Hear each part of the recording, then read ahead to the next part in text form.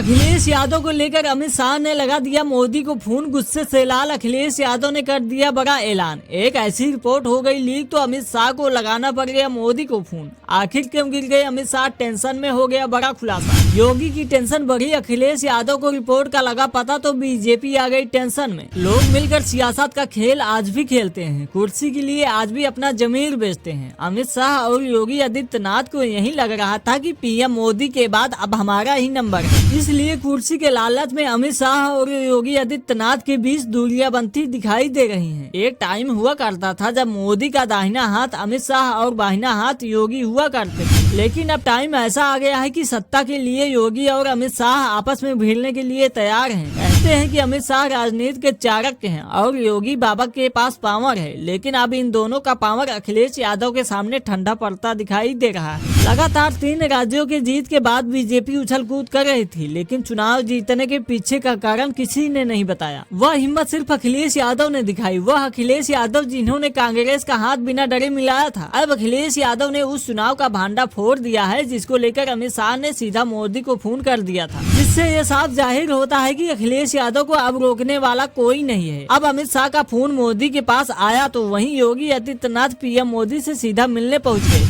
वो भी अलग अलग। वो भी क्यों? क्योंकि अब कुर्सी का डर दोनों को सताने लगा है। राजनीति का सबसे बड़ा खेल ये है कि एक को उतारो और दूसरे को बिठाओ। अब अमित शाह ने मोदी को फोन इसलिए लगाया क्योंकि अखिलेश यादव ने चुनावी नतीजों को ईवीएम से न करने की बात कर डाली, और ये हौसला और ये ताकत सिर्फ अखिलेश यादव के पास है। ईवीएम को लेकर ना तो कांग्रेस ने कुछ बोला और ना ही दूसरी पार्टियों ने, लेकिन अखिलेश यादव ने सीधा ईवीएम पर सवाल उठाया है, जिसको लेकर अमित शाह ने मोदी को फोन मिलाया और कहा ये क्या हो रहा है, अखिलेश यादव को जल्दी से रोको नहीं तो गड़बड़ हो जाएगी। योगी आदित्यनाथ भी सीधा मोदी के पास पहुंच गए। उन्होंने भी अपनी बातें मोदी से कही।